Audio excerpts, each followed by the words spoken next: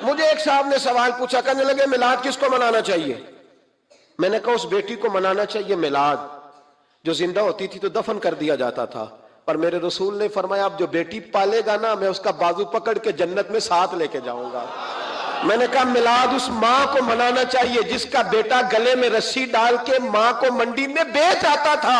میرے مصطفیٰ کریم نے فرمایا جنت 7 آسمان کے اوپر سدرۃ المنتہا کے پاس تھی، پر میں نے وہاں سے کھینچ کے لا کے ماں کے قدموں کے نیچے رکھ دی ہے۔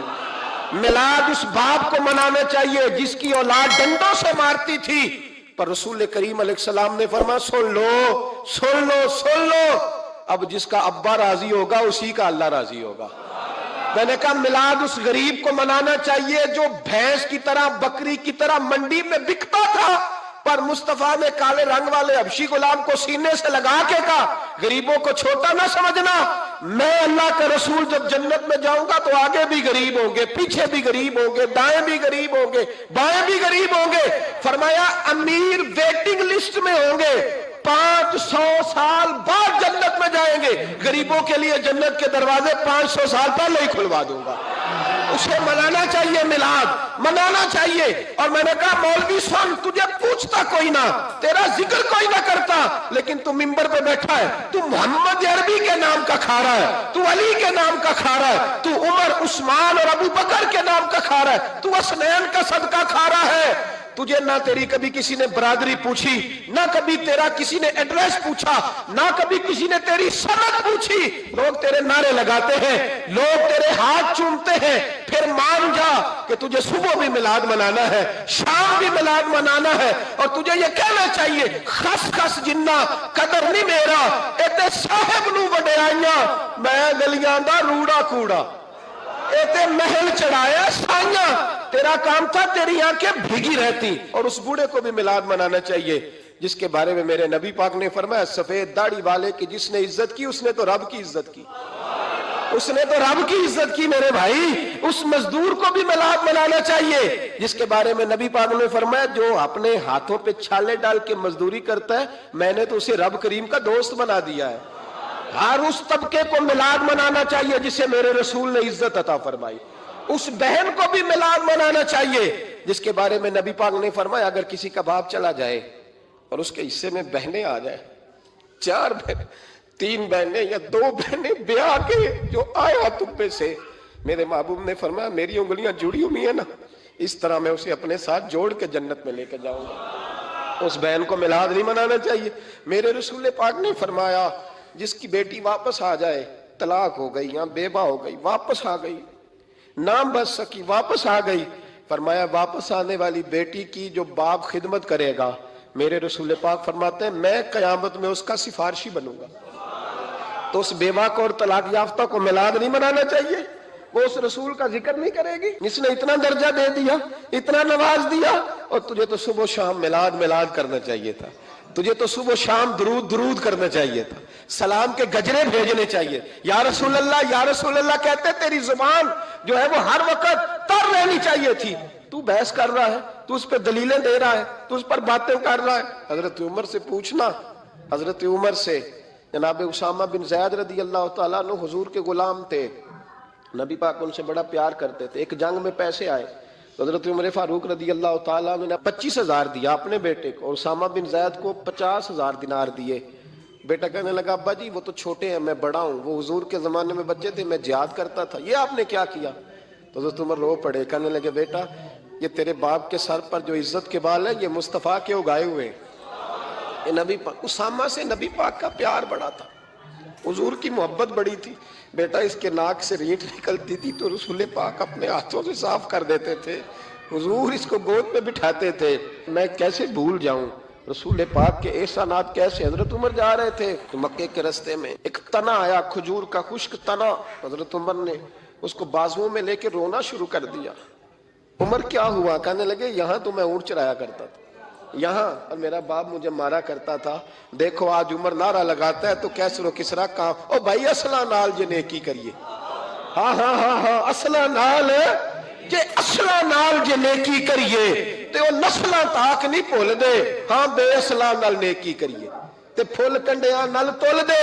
اور سن تیری دنیا بھی حضور کے صدقے بنی اور تیری قبر میں بھی کوئی ساتھ نہیں جائے گا, کوئی ساتھ نہیں جائے گا, قبر میں بھی مصطفیٰ کریم صلی اللہ ہو. اور دیکھنا قبر کے اندر بھی کبھی کوئی گیا ہے؟ قبر میں بھی رسول پاک, قبر میں بھی رسول پاک, قبر میں بھی رسول پاک. میرے استاد فرمایا کرتے تھے بتاؤ جس قبر میں نبی پاک آئیں گے وہاں عذاب کیا ہونا ہے؟ جب حضور ہی آ گئے تو عذاب کیا ہونا ہے؟ نبی پاک تو جدھر سے گزر جائیں رب وہ جگہ جنت بنا دیتا ہے, وہاں کیا عذاب ہونا ہے؟ وہاں تو دیدار ہونا ہے. تیری قبر میں بھی نبی پاک. اور حضور نے فرمایا میزان عمل پہ عمل تلیں گے تو پھر بھی میں تمہارے پاس ہوں گا. حضور علیہ السلام نے فرمایا پل صراط سے گزرو گے تو پھر بھی میں تمہارے پاس ہوں گا. اور میرے رسول پاک علیہ الصلوۃ والسلام نے فرمایا جب تم جنت میں جانے لگو گے تو پھر بھی میں تمہارے. تو بتا تیرے رسول تو ہر وقت تیرے ساتھ ہیں, تو کب نبی پاک کے ساتھ ہوتا ہے؟ تو بتانا تو کب نبی پاک کے ساتھ؟ میں چھوٹے جلسے کا قائل ہوں, لمبی محفل میں گزارش کرتا ہوں دوستوں سے کہ لمبا جلسہ نہ کرو, لیکن ایک جگہ پہ میں گیا تو ایک بڑے پڑھے لکھے آدمی نے مجھے کہا مولانا ان کو سمجھائیں, آدھی رات تک بٹھائے رہتے ہیں, ان کو سمجھائیں. میں نے کہا میں سمجھاؤں گا پر آپ بھی ذرا اپنا لب و لہجہ تھوڑا دھیما کریں. تو پوری رات نہیں نبی پاک کے لیے جاگا اور میرے رسول تو ساری حیات تیرے لیے جاگتے رہے, ساری رات محبوب نے. کیا کہتے ہیں بریلی کے امام اعلیٰ حضرت فرماتے ہیں ان کی مہک نے دل کے غنچے کھلا دیے, وہ جس راہ چل دیے ہیں کوچے بسا دیے ہیں, میرے کریم سے گر قطرہ کسی نے مانگا دریا بہا دیے, دربے بہا دیے ہیں. اور اللہ کیا جہنم اب بھی نہ سرد ہوگا؟ اللہ کیا جہنم اب بھی نہ سرد ہوگا؟ رو رو کے مصطفیٰ نے دریا بہا دیے, رو رو کے مصطفیٰ نے. اور پھر کہنے لگے رو رو کے مصطفیٰ نے ان کے نثار کوئی کیسے ہی رنج میں ہو, جب یاد آ گئے ہیں سب غم بھلا دیے, جب یاد آ گئے ہیں سب غم. اسی لیے تو ہم کہتے ہیں میلاد کھول کے مناؤ. رسول پاک کا میلاد بہانے کرتے ہیں, بہانے وہ کرتا ہے جس نے کام نہیں کرنا ہوتا, جس نے کرنا ہوتا ہے وہ بہانے.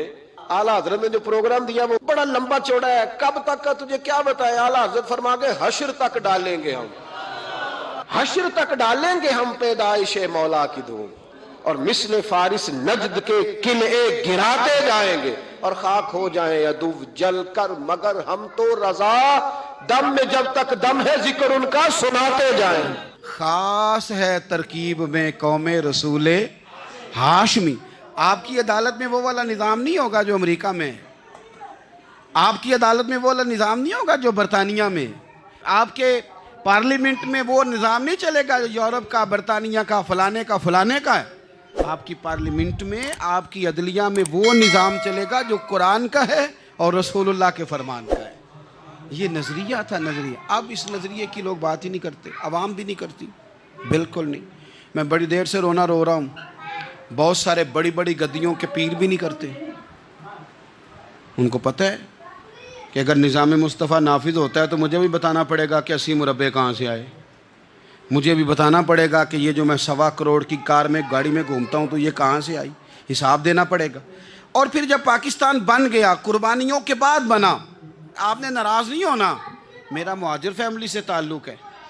جو عزیز رشتہ دار قریبی یہاں رہتے تھے نا مقامی, وہ تو مہاجروں میں رشتہ داری نہیں کرتے تھے. صحیح کہہ رہا ہوں؟ کہتے مہاجر ہے, اچھا جی غیر مسلم ہے, جگہ نہیں دیتے تھے رہنے کو. میں کیسے آپ کو بات بتاؤں. پھر اس چھوٹی چھوٹی غلطیوں کو لوگوں نے ووٹ بنا کے بڑی قتل و غارت نہیں کی اس ملک میں. اتنا بڑا تکلیف والا منظر تھا. میرے دادا جی کی فیملی ساری پاکستان آئی تھی, دادی کی نہیں آئی تھی. 97 میں میری دادی کا انتقال ہوا. وہ آخری دن تک رویا کرتی تھی, اے جی پتر پتہ نہیں میرے پرا ہیں کہ فوت ہو گئے, پتہ نہیں میرا کوئی چچا ہے کہ سارے چلے گئے. کس لیے آپ نے, اگر یہی دھما چوکڑی سیاست کی کرنی تھی, ذات پات آپ نے رکھنی تھی, تو وہاں کوئی دکھ تھا. یہ تماشے تو وہاں بھی ہو رہے. وہ آخری دن تک رویا کرتی تھی. اب تو خیر آنکھیں بڑی جدید, ان کا آپریشن ہوتا ہے. تو ایک زمانے میں آنکھوں کا آپریشن ہوتا تھا, ڈاکٹر کہتے تھے لائٹ بند رکھو, سبز رنگ کی پٹی باندھو, 4 گھنٹے کے بعد دارو ڈالنا ہے آنکھ میں, ڈراپس ڈالنے. میں 4 گھنٹے کے بعد ان کی آنکھوں میں ڈراپس ڈالنے جاتا تھا, تو کبھی کبھی مجھے بٹھا لیتی تھیں, تو کہتی تھیں کہ پتہ نہیں کوئی بچا ہے کہ نہیں بچا, پتہ نہیں اب کوئی ہے کہ نہیں, پتہ نہیں کوئی ان میں سے ہوگا کہ نہیں. پتر میں تینوں دساں ساڈے پنڈ کس طرح دا ہوندا سی, میں تمہیں بتاؤں فلانی چیز. پھر جناح نے اعلان کیا تھا کہ ملک بن گیا, کہتی تھی ہم نے بڑا کہا اپنے رشتہ داروں سے کہ چلیں, پر وہ کہتے تھے یہ تو تھوڑے دنوں کی بات ہے, سب نے واپس آ جانا ہے. میں نے 2 دفعہ یہ ماحول دیکھا ہے اٹاری اسٹیشن پہ, واگا بارڈر پہ, ایئرپورٹوں پہ, ایک بھائی ادھر ہے ایک ادھر ہے, اس طرح تڑپ کے روتے ہیں جب لوگ انڈیا پاکستان آتے جاتے ہیں. کیوں آپ نے یہ سارا کچھ کیا؟ صرف ایک نعرہ تھا کہ پاکستان کا مطلب کیا, لا الہ الا اللہ محمد الرسول اللہ. صرف ایک نعرہ تھا کہ یہاں ہم حضور کا دین لے کے آئیں گے. وہ دین تم لائے نہیں, انہی نوابوں, وڈیروں, چودھریوں کے ذمے تم نے کام لگا دیا. اپنے ملک میں حضور کے نظام کے لیے جد و جہد کریں. یہ بنا ہی نبی پاک کے نظام کے لیے, اس کا کوئی دوسرا حل ہو سکتا؟ کوئی حل نہیں. یہ حضور کے نظام کے لیے بنا.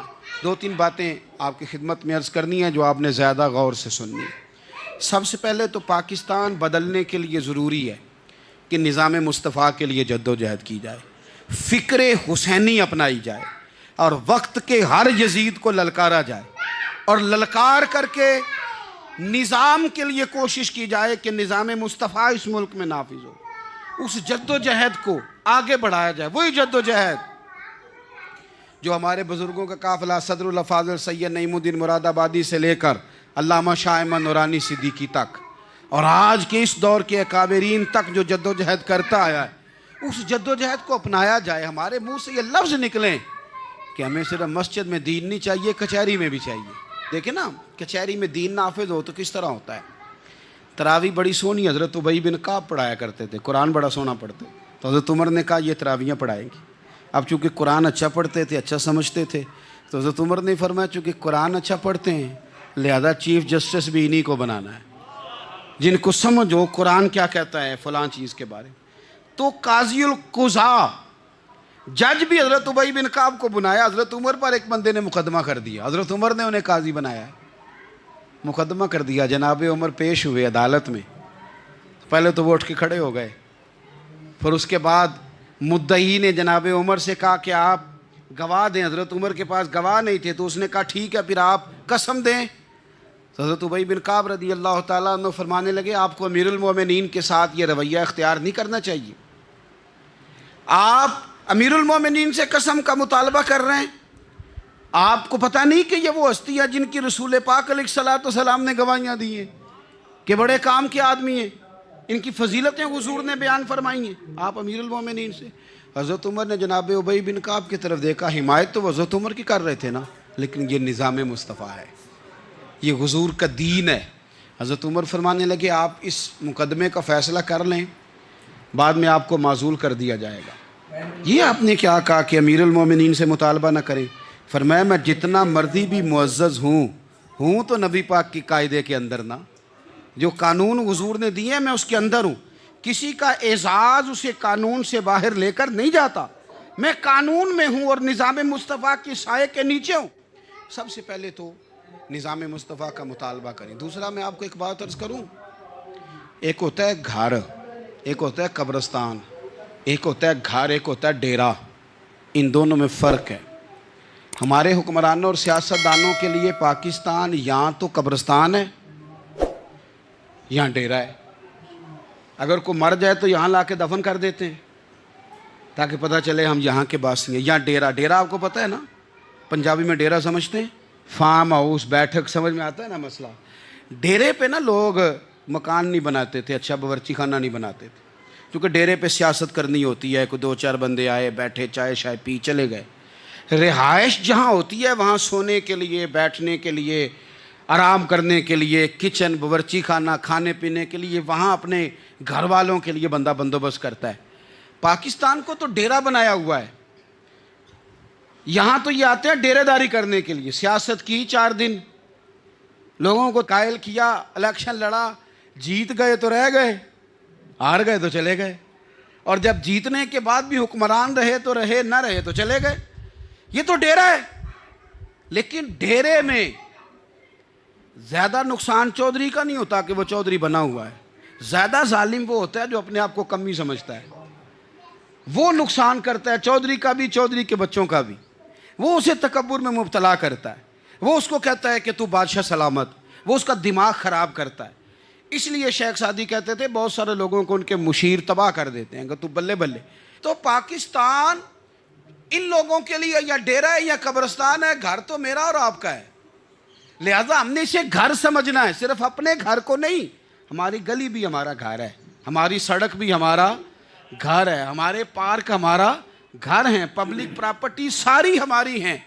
ہم نے حکمرانوں کا صرف انتظار نہیں کرنا، ہم نے ریپر دیکھ کے پھینکنا ہے کہ گھر ہمارا ہے. ہم نے سڑک پہ کچرا دیکھ کے پھینکنا ہے کہ گھر ہمارا ہے. ہم نے اس کے ذروں سے، اس وطن کی مٹی سے پیار کرنا ہے. اور یہ آپ چھوڑ دیں کہ سندھ میں فلانے کی حکومت ہے اور خیبر پختونخوا میں فلانے کی حکومت ہے، پنجاب فلانے کا ہے اور بلوچستان فلانے کا ہے. یہ باتیں آپ چھوڑ دیں. خیبر پختونخوا بھی درویشوں کا ہے، حضرت بابا عبد الرحمن کا ہے، پیر آف مان کی شریف کا ہے خیبر پختونخوا. سندھ حضرت عبداللہ شاہ غازی کا ہے، اور پنجاب بابا فرید کا ہے اور داتا علی اجمیری کا ہے.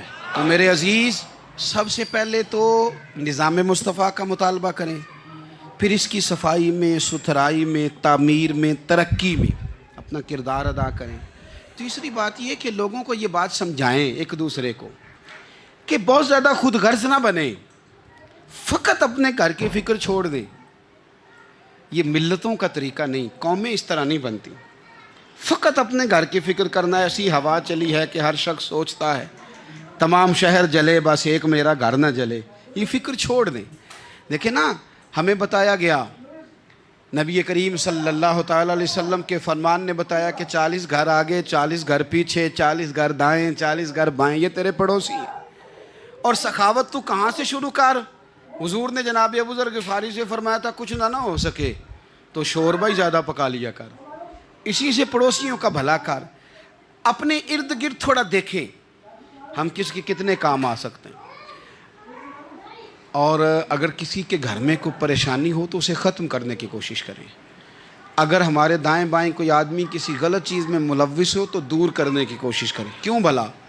اس لیے کہ پڑوسی کے گھر کی آگ صرف اس لیے نہیں بجھانی چاہیے کہ اس کا گھر نہ جل جائے. پڑوسی کی آگ اس لیے بھی بجھا دینی چاہیے کہ اگر اس کے گھر سے آگ نہ بجھائی تو وہ ہمارے گھر بھی آ جائے گی. اگر ساتھ والے کے گھر کی آگ نہ بجھائی جائے تو وہ ہمارے گھر بھی آ جائے گی. اس لیے اس وطن میں جتنے گھر ہیں وہ سارے اپنے. ایک آخری بات آپ حضرات کی خدمت میں بڑی درد مندانہ میں نے عرض کر دی. درد مندانہ، اگر سیاستدان امیر کبیر ہمارا بھلا نہیں کرتے تو چلو ہم ہی ایک دوسرے کا بھلا کرنا شروع کر دیں، تھوڑا تھوڑا نفع کرنا شروع کر دیں. حضور علیہ السلام نے فرمایا لوگوں میں بہتر وہ ہے جو لوگوں کے لیے نفع مند ہو. اگر بہت زیادہ اونچے درجے کا افسر اگر ہمیں لگتا ہے اللہ ماشاءاللہ کہ وہ کرپٹ ہے تو جہاں جہاں ہم بیٹھے ہوئے ہیں جس جگہ پہ، ان جگہوں پہ ہی ہم ایک دوسرے کا بھلا کرنے لگ جائیں. چلو مہربانی کرے ریڑھی والا یہ سوچ لے کہ میں نے وہ پھل نہیں لے کے جانا جو لوگوں کو بیمار کر دے گا. چلے سبزی والا یہ سوچ لے کہ یہ والی سبزی اب اتنی تباہ کن ہو گئی ہے کہ بیمار کرے یہ کام. چلو میڈیکل سٹور والا ہی مہربانی کرے کہ میں نے دعائیں صرف وہ لے کے آنی ہیں جو فائدہ مند ہیں، جو دعائیں ایکسپائر ہو گئی ہیں جن میں کوئی مسئلہ بن گیا ہے وہ میں نے کام نہیں کرنا. اور چلو کریانے والا ہی مہربانی کر دے، وہ بیسن ہی صحیح لے آئے یار، وہ والا نہ بیچے جو لوگوں کے لیے نقصان کا باعث. وہ بوتلیں اصلی بیچے، نقلی نہ بیچے، کیونکہ وطن ہمارا ہے. آپ یقین کریں کہ میں اوپر کی بات نہیں کرتا، نیچے تک حال اتنا خراب ہے کہ آگے آگے جو پھل دکھانے کو لگائے ہیں وہ اور ہیں اور ان کے پیچھے جو پڑے ہیں وہ اور ہیں. اتنا عجیب منظر، اتنی عجیب. میں اب تو چلیں کچھ احباب مجھے سفر کرا دیتے ہیں. ایک زمانے تک میں کرائے کی گاڑی میں سفر کرتا تھا. ایک صاحب کو میں نے ایک دفعہ بتایا کہ مجھے شیخو پورہ جانا ہے، کتنی دیر رکیں گے؟ میں نے کہا کہ ظاہر ہے جلسہ ہے، فارغ ہوگا تو آ جائیں گے. تو شیخو پورہ والوں نے بھی مجھے شیخو پورہ بتایا تھا. تو وہاں جا کے پتہ چلا کہ 10 کلومیٹر اندر جانا ہے. انہوں نے بریک لگا لی وہیں پہ، کہنے لگے جی 10 کلومیٹر اگے جانا ہے تو پیسے نویں طے ہون گے. گل شیخو پورے دی ہوئی سی. تو میں کوئی ایسا مسئلہ نہیں تھا، میں ہنس پڑا، پریشان نہیں ہوا. میں نے کہا بالکل ٹھیک ہے، آپ صحیح کہہ رہے ہیں. یہ آپ کی بات بالکل بجا ہے، آپ نے جو کہا وہ درست کہا، لیکن یار میں نے تو یہی سنا ہے کہ یہ شیخو پورہ ہے تو 10 کلومیٹر تک تو بہرحال ایک شہر ویسے بھی ہوتا ہی ہے، یہ تو نہیں ہوتا کہ اس کی ایک باؤنڈری ہے کہ 1 کلومیٹر کے اندر شہر بند ہے۔ لیکن میں نے کہا کہ تیری سوچ نے ایک بات مجھے، اس دوست کو میں نے سمجھایا، پیارے تھے، قائل کیا، اور میں نے کہا تمہاری سوچ سے ایک بات میری سمجھ میں آئی ہے کہ ہم بڑے خود غرض ہیں، ہمیں صرف ہمارے حکمران نہیں لوٹتے، بس ہاتھ نہ پہنچے تو انگور کھٹیں، ورنہ اگر پہنچ جائیں تو کوئی ایک طریقہ ہونا چاہیے کسی بندے کو کسی جگہ نیچے لے کے آنے کا کہ او ہو 10 کلومیٹر آپ نے تو یہ کہا تھا، اب کیسے بات ہوگی؟ میں نے انہیں کہا کہ کچھ بھی نہیں اس سے فرق پڑتا، اس سے کوئی فرق نہیں پڑتا، لیکن ایک زمانہ میں نے دور دیکھا، اور ایک دور میں نے وہ بھی دیکھا کہ مجھے ایک جگہ جانا تھا، اللہ اکبر، ایک قاری صاحب تھے، امام صاحب تھے، کسی زمانے میں وہ رہ چکے، تو ہمارے علاقے میں بھی انہوں نے امامت کی تھی، تو میں وہاں جا رہا تھا، تو ان کے گاؤں پہنچنے سٹاپ پہ اتر کے تو میں تانگے پہ بیٹھا، تانگے والے کو میں نے کہا کہ وہ چونکہ اپنے گاؤں جا چکے تھے چھوڑ کے ہمارا علاقہ، تو میں نے کہا فلانے قاری صاحب کے یہاں جانا ہے، تو نیچے اتر کے تانگے والا ظاہر ہے کار والے سے تو غریب ہی ہوتا ہے، تو میں نے اس تانگے والے سے کہا کہ میاں کرایہ کتنا تیرا بنتا ہے؟ کہنے لگا میں مولوی صاحب دے پرونے کو کرایہ نہیں لیندا، اس لیے کہ انہوں نے ہمیں قرآن پاک پڑھایا ہے، اور انہوں نے ہمیں، اور پھر میں وہ تانگے والا، اس کے کپڑے، اس کی طامت، اس کا سارا کچھ سادہ، تو میں بار بار میرا دل کرتا تھا کہ میری آنکھیں اس کی فوٹو کھینچ لیں، کیا شخص ہے، کیا انداز ہے، اور وہ مجھے کہنے لگا مولوی صاحب واپس کدوں کو جانا دے؟ میں نے ان سے کہا کہ میں نے نا جی شام کو ہی واپس لوٹ جانا ہے، تو کہنے لگے میں ڈیگر کو تک تہاڈا ویٹ کراں گا تے میں تانوں ڈیکاں گا، ایک سواری کٹ پاواں گا، میرا دل کردا ہے مولوی صاحب دا پرونا واپس بھی فری جائے۔ کیا اس کی آمدن ہوتی ہے تانگے والے کی؟ وہ بندہ بھی یاد رہ گیا، یہ بندہ بھی یاد رہ گیا، خدا را ہم یاد رہیں گے، مہربانی کریں آپ ایک دوسرے کا تھوڑا تھوڑا بھلا کریں، ایک دوسرے کی تھوڑی تھوڑی خیر کریں، ایک دوسرے کا تھوڑا تھوڑا نظریہ۔ ایک بندہ مجھے وہ بھی یاد ہے، بس میں بیٹھا تھا تو اس نے نا، ایک بوڑھی اماں نے اسے کہا کہ پتر میرے کو نا کرایہ 14 روپے تھا، تو اس نے کہا پتر میرے کو 10 ہی دے، تو اپنا اپنا رویہ ہوتا ہے، تو وہ کنڈکٹر جو تھا گاڑی کا، وہ کہنے لگا اماں جی اتر کے گا نہیں جے جانا؟ کہنے لگی پتر وے جانا ہے، پیدل ٹر جائیں گی، غریب ہے میرا پتر، زیادہ پیسے نہیں کماندا، تو 10 روپے ہی نے۔ تو وہ کلینڈر بھی مجھے یاد رہ گیا، اس نے 10 بھی اماں کو واپس کر دی، کہنے لگا اماں جی کوئی گل نہیں، ساری دیہڑی کمائی دے ہی نے، اللہ دیونے والا ہے، تسی پیدل نہ جاویو، اے 10 روپے رکشے والے نو دئیو تاکہ تانوں گھر چ۔ او یار ایک ایک قطرہ اس ملک میں، ایک ایک آنسو کسی کا پوچھ لو، زیادہ نہیں، ایک ایک 2 آنسو پوچھو گے تو بڑے لوگ رونا چھوڑ دیں گے، ایک ایک 2 آنسو پوچھ لو گے تو بڑے لوگ ہیں رونا چھوڑ دیں گے۔ میں چونکہ غور سے چیزوں کو، میرا حافظہ بڑا اچھا ہے تو میں دیکھتا رہتا ہوں۔ میری ہمشیرہ کی شادی تھی تو میں نے ایک فرنیچر والے سے بات کی، میں نے کہا بھائی اس طرح کر کے فرنیچر بنانا ہے، تو کہنے لگا گھر واسطے یا کسی تھی نو دینا جے؟ وڈیرے بابا جی۔ میں نے کہا جی نہیں۔ کہنے لگا حضرت جی جویں دل کرے گا کر لیا جے، تیاں تہانیاں دا اونج بھی حصہ ہوندا ہے، تو میں بیٹیوں کے لیے، او بھائی نہ کوئی اس میں کمی ہوئی، غریب آدمی تھا نہ میں نے کوئی کمی کی، ہو گئی بات، پر بابا تو یاد رہ گیا نا۔ او بھائی تھوڑا تھوڑا نا، یہ وطن ہمارا ہے، تیاں بھی سانجیاں ہوندیاں نے تے انہاں دے دکھ بھی سانجے۔ اسی بڑے چنگے لوگ جے، ساڈے وڈیرے سانوں اے نہیں سن کہندے فلانے دا جوائی ہے، وہ سانوں کہن سن اے ساڈے پنڈ دا جوائی ہے۔ اور چودھریوں کا بچہ بھی اتر کے سلام کر کے کہتا تھا پا جی تہاڈا بیگ میں نہ چالاں، گھر نہ چھڈ آواں، اپنا کلچر واپس لے آؤ، نہیں چاہیے ہمیں زیادہ موبائل، کونی ضرورت ہمیں ٹیکنالوجی کی، کونی اتنی لمبی چوڑی فوٹو کی، واپس آؤ۔ بیٹی اس پنڈ ہی ساڈی تھی ویائی ہے، اتھے جدو برات جائے گی تو اس تھی دا بھی تحفہ جائے گا، کیونکہ اتھے یہ واپس آ جاؤ، نہ اتنے جدید بنو کہ خود غرضی ہو، نہ یہ جملے بولو کہ میں ضرورت پڑے تو گدھے کو باپ بنا لیتا ہوں، اس طرح نہ کرو، اپنی ہی مٹی پہ چلنے کا سلیقہ سیکھو۔ کسی کے سنگ مرمر پہ چلو گے تو پھسل جاؤ گے۔ نبی کریم صلی اللہ تعالیٰ علیہ وسلم امی ہیں، لیکن حضور نے کائنات کے رازوں سے پردے ہٹا دیے، نبی کریم نے جینے کے سلیقے بتا دیے، حضور نے ہر شخص کو اس کے مقصد حیات سے آگاہ کر دیا.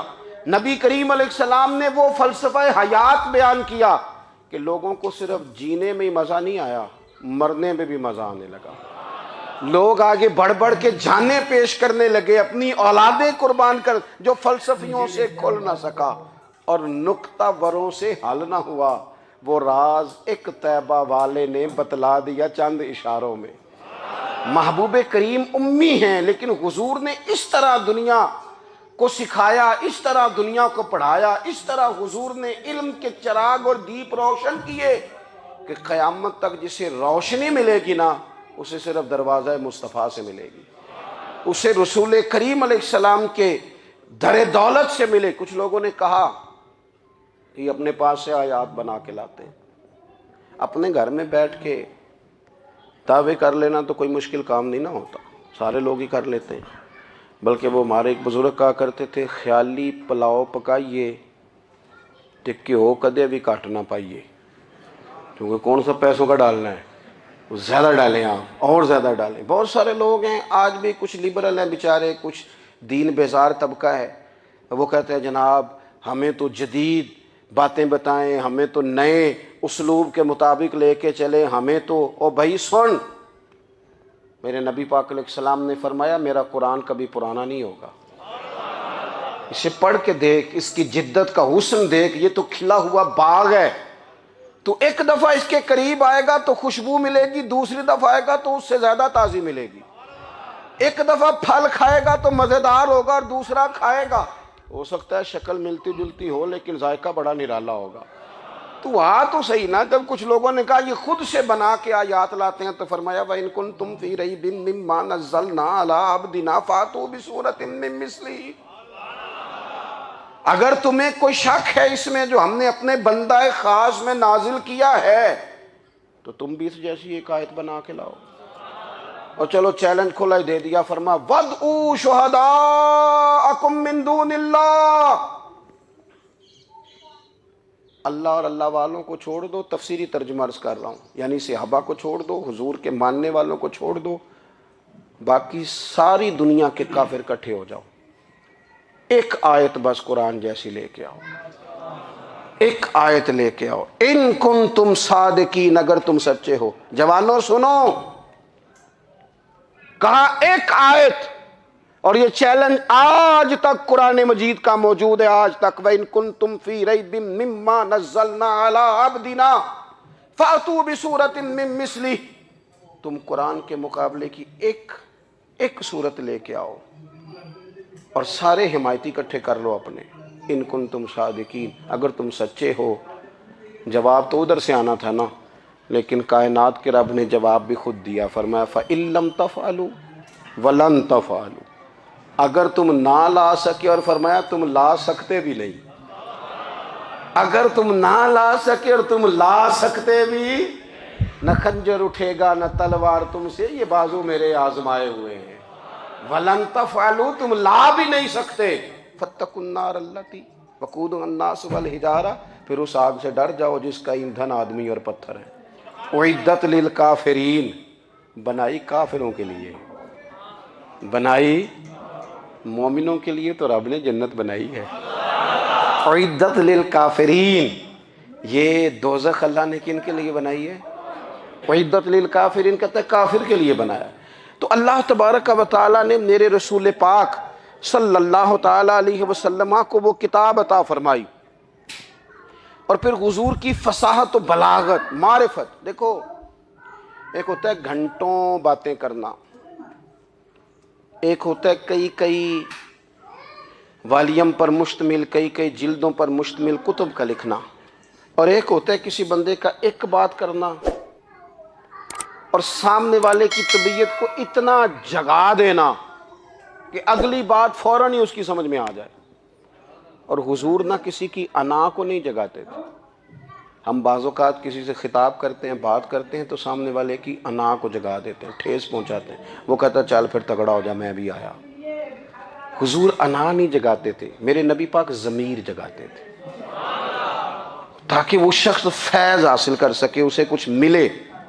نبی کریم کا جو انداز تکلم ہے وہ اس طرح کا ہوتا تھا کہ انسان خود بخود کھل اٹھتا تھا کہ مطلب یہ بات ہونے کیا لگی ہے، مطلب حضور کیا فرمانے لگے۔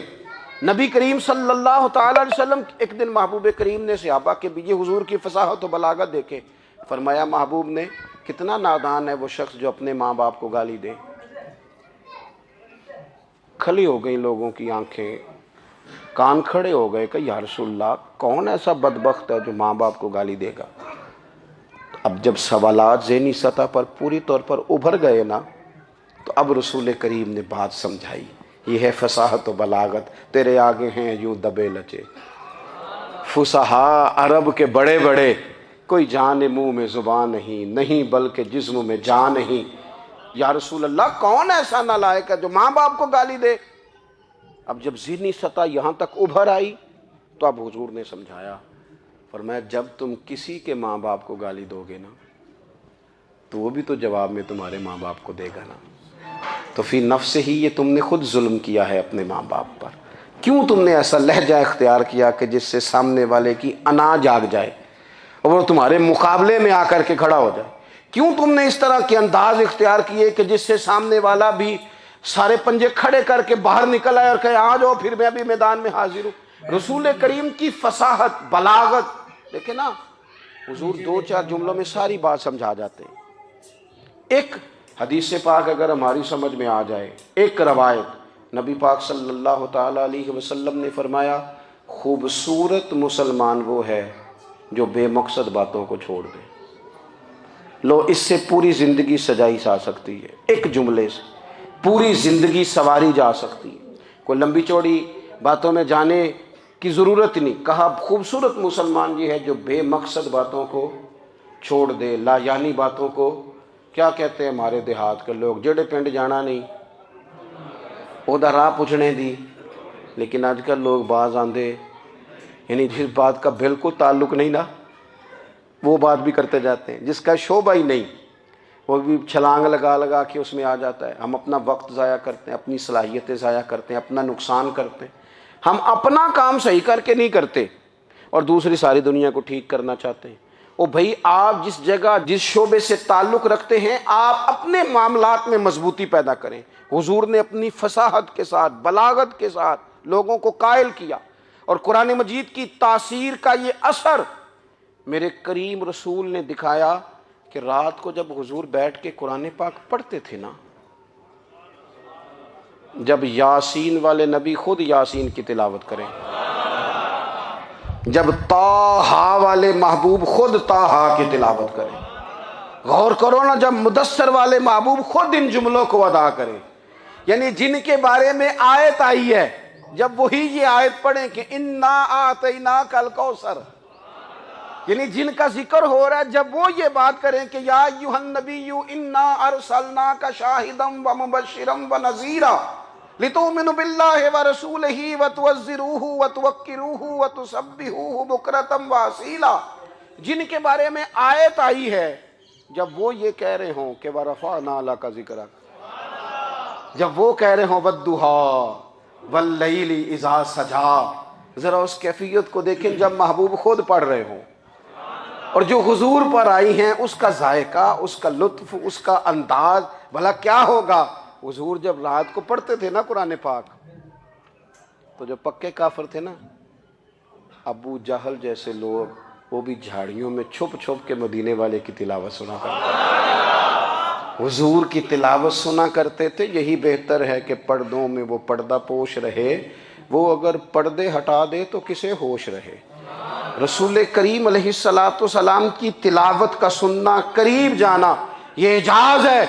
حضرت فاروق اعظم کہتے ہیں میں طبیعت کا بڑا ڈاڈا تھا، مزاج کا بڑا سخت تھا، زندگی ہمیشہ ڈٹ کر گزاری، باتوں پر کھڑا رہنا آتا تھا، پر جب میری بہن نے مجھے چند آیتیں سنائی نا تو میں تڑپ ہی گیا۔ کروں آیا سا مار مقامنے نو، ہن مینو مار دے لے چلو، اوے متے عمر دی عمر برباد ہو جائے جتھے عمر سوار دے لے چلو۔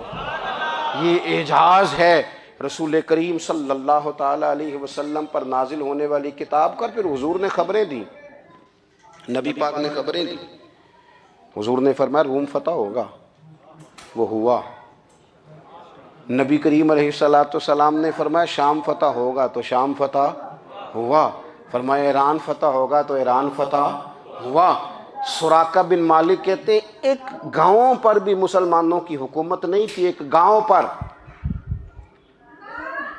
حضور مکہ مکرمہ سے نکل رہے تھے، مدینہ طیبہ تشریف لے جا رہے تھے، ابھی راستے میں تھے، میں 100 سرخ اونٹوں کے لالچ میں معاذ اللہ حضور کو گرفتار کرنے پہنچ گیا۔ محبوب نے حکم دیا، حضور کا معجزہ میں نے آنکھوں سے دیکھا، میرا گھوڑا زمین میں دھستا چلا گیا، میں نے معافی مانگی، حضور نے معاف کر دیا۔ میں نے سمجھا اچانک ہو گیا ہے۔ یہ منوانا بھی بڑا مشکل کام ہے۔ شجر و حجر پہچان گئے، انسان کی نظروں میں شاکی رہا۔ یہ کچھ ایسے لوگ ہیں جن کو منوانا توبہ توبہ، ماننے کو تیار نہیں، دیکھ دیکھ کے بھی ماننے کو تیار ہے نہیں، ماننے کو تیار ہی نہیں۔ کہتے ہیں کہ میں نے پھر چاہا آگے بڑھنا، تو پھر زمین کے اندر میرے گھوڑے کے پیر دھنسنے لگے، پھر معافی مانگی۔ کریم تیرے معاف کرنے کی ادا پہ بھی قربان جائیں۔ یہ نہیں فرمایا کہ تو بار بار یوں ہی کرتا ہے، فرمایا معافی مانگتا ہے، جا میں نے معاف کیا۔ کہتے ہیں 3 دفعہ میں آگے بڑھا، 3 دفعہ حضور نے معاف کیا، تو مسکرا کے فرمانے لگے تو یہاں مجھے گرفتار کرنے آیا ہے، وہ کیسر روم کا علاقہ فتح ہوگا۔ وہ کنگن جو پہنتا ہے نا ہاتھوں میں، بادشاہ کے کنگن معروف ہیں، وہ تیرے ہاتھوں میں آئیں گے۔ اللہ کرے آپ سمجھیں۔ یہ جو لوگ ڈری ڈری سہمی سہمی اور ہمارے بچے مایوسی کی معاذ اللہ باتیں کرتے ہیں، وہ دیکھیں حضور کس طرح کی گفتگو فرماتے ہیں۔ ابھی ایک گاؤں پر بھی اسلام کی حکومت نہیں، لیکن حضور کا خبر دینے کا انداز۔ کریم فرمانے لگے وہ کیسر روم کے جو کنگن ہوں گے وہ تیرے ہاتھوں میں آئیں گے۔ جناب سراقہ بن مالک فرماتے ہیں کہ میں مسلمان ہو گیا، حضور کا وصال ہو گیا، کنگن نہیں آئے۔ حضرت ابوبکر صدیق کا وصال ظاہری ہو گیا، کنگن نہیں آئے۔ جناب عمر کا دور آ گیا، سراقہ بوڑھے ہو گئے۔ کوئی بندہ پوچھتا نا کہ اب تو عمر ڈھل گئی ہے، زندگی کا پتہ نہیں، کہنے لگے نہیں میں نہیں جاتا، جب تک کنگن نہیں آتے اسرائیل کوئی نہیں آئیں گے، کیونکہ ساڈے نبی دی زبان ساڈے واسطے قرآن۔ جو دن کو کہہ دیا دن ہے تو دن نکل آیا، جو شب کو کہہ دیا شب ہے تو رات ہو کے رہی، اور خدا نے ان کی زبان کو وہ اختیار دیا، جو نکلی منہ سے ان کے وہ بات ہو کے رہی۔ اور فاضل بریلوی کا تو انداز ہی پھر انوکھا ہے نا، وہ تو کہتے ہیں وہ زبان جس کو سب کن کی کنجی کہیں، جس کو سب کن کی کنجی کہیں، اس کی نافذ حکومت پہ لاکھوں سلام۔ کہنے لگے نہیں آتے حضرت اسرائیل، فکر نہ کرو، بوڑھے ہو گئے تھے، نکلنا گھر سے بند کر دیا تھا، حضرت عمر کا دور تھا، کنگن آ گئے۔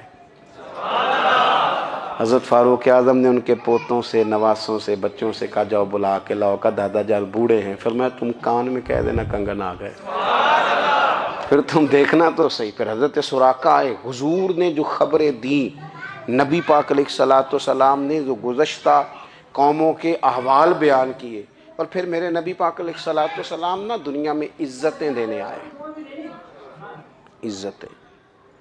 یہ مزاج ہمیں کم کرنا چاہیے، یہ جو ہم ساری زندگی اس کام میں لگا دیتے نا کسی کو نیچا کیسے دکھانا ہے، یہ انداز حضور نے نہیں ہمیں دیا۔ آپ دیکھو حضور تشریف لائے تو ہمیں پتہ چلا کہ حضرت یوسف جیسا سونا کوئی نہیں، حضور تشریف لائے تو ہمیں پتہ چلا کہ حضرت داؤد جیسی خوبصورت آواز کسی کی نہیں، حضور تشریف لائے تو ہمیں پتہ چلا کہ جناب عیسیٰ علیہ السلام کا فقر اختیاری کس طرح کا تھا، محبوب تشریف لائے تو ہمیں پتہ چلا کہ حضرت موسیٰ کا جلال کس طرح کا تھا۔ یہ تو حضور آئے تو نبی پاک علیہ السلام نے اس کی بھی عظمت بیان کی، اس کی بھی شان بیان کی، حضور نے بتایا کہ ابوبکر صدیق کی شان کیا ہے، فاروق اعظم کا مرتبہ کیا ہے، عثمان غنی کی حیا کیا ہے، مولا علی کی شجاعت کیا ہے، اہل بیت نبوت کی عظمت کیا ہے۔ حضور آئے عزتیں دینے، ماں کو عزت دی مدینے والے رسول نے، کہا جس کا باپ راضی ہو گیا اس کا رب راضی ہو گیا۔ فرمایا جو 2 بیٹیاں 3 بیٹیاں 4 بیٹی بہنیں یا 1 بیٹی یا بہن بیاہ کے آ گیا نا، اس طرح میری 2 انگلیاں جڑی ہوئی ہیں، میرے ساتھ جڑ کے جنت میں جائے گا۔ رسول کریم صلی اللہ تعالی وسلم نے عزت دی، عزت دی۔ حضور عزتیں دینے، کوئی اعزاز نہیں، ان پڑھ بندہ ہے، سادہ ہے، غریب ہے، مزدوری کرتا ہے، ہاتھوں پہ چھالے، یا رسول اللہ اس کا بھی کوئی اعزاز ہے؟ قربان جائیں، میرے کریم نے عزت دی، فرمایا محنت کر کے روزی کمانے والا تو اللہ کا دوست ہے، یہ اینٹیں اٹھانے والا، یہ مشقتیں کرنے والا، یہ صبح دیہڑی پہ جانے والا، یہ بیچارہ جو اچار سے روٹی کھاتا ہے، تو نے ہر شخص کی قسمت میں یہ عزت لکھی اور آخری خطبے کی صورت میں وصیت لکھی۔ رسول کریم نے ہر بندے کو اعزاز دیا، عظمتیں دی، حضور عزتیں دینے آئے، نبی پاک علیہ السلام نے اعزازات دیے، حضور نے نوازا، یہ ساری چیزیں میرے رسول پاک کی تشریح۔ اور پھر یہ جو حضور کے صحابہ اور اہل بیت ہیں نا، یہ بھی میرے نبی پاک کی نبوت کی دلیل ہے۔ اتنی جلدی انقلاب آیا نہیں کرتے، وہ کل تک جو رہزن تھے حضور نے راہبر بنا دیے، وہ لوگ جو کل تک ایک دوسرے کے گلے کاٹ کے کھاتے تھے، ایک دوسرے کو مارتے تھے، تکلیف پہنچاتے تھے، برادری ازم پہ لڑتے تھے، حضور نے بھائی بھائی بنا دیے، ایک پلیٹ میں کھانا کھانے لگے، سیدنا بلال حبشی، صہیب رومی، سلمان فارسی، حضور نے یوں کر کے ملا دیا۔ نبی کریم علیہ السلام نے تقسیمیں ختم کر دی دنیا میں، حضور کے صحابہ نے اپنا کردار اس طرح کا دکھایا، اتنا بلند کیا، اور صحابہ کرام علیہم رضوان اس کو دیکھ کر اتنی بلندیوں پہ گئے کہ گواہیاں اللہ کا قرآن دیتا ہے، فرمایا محمد الرسول اللہ والذین معہ اشداء علی الکفار رحماء بینہم تراہم رکعا سجدا یبتغون فضلا من اللہ ورضوانا۔ فرمایا یہ جو میرے محبوب کے ساتھ والے ہیں کافروں پر سخت ہیں، آپس میں نرم دل ہیں، تم جب بھی انہیں دیکھو گے سجدے کرتے دیکھو گے۔ دوستو امید کرتا ہوں کہ آپ حضرات کو یہ بیان اچھا لگا ہوگا، اگر اچھا لگا تو کمنٹ میں ضرور بتائیں۔ اللہ تعالیٰ مجھے بھی اور آپ حضرات کو بھی اس بیان پر عمل کرنے کی توفیق عطا فرمائے۔ تو ملتے ہیں نیکسٹ ویڈیو میں۔ السلام علیکم ورحمۃ اللہ۔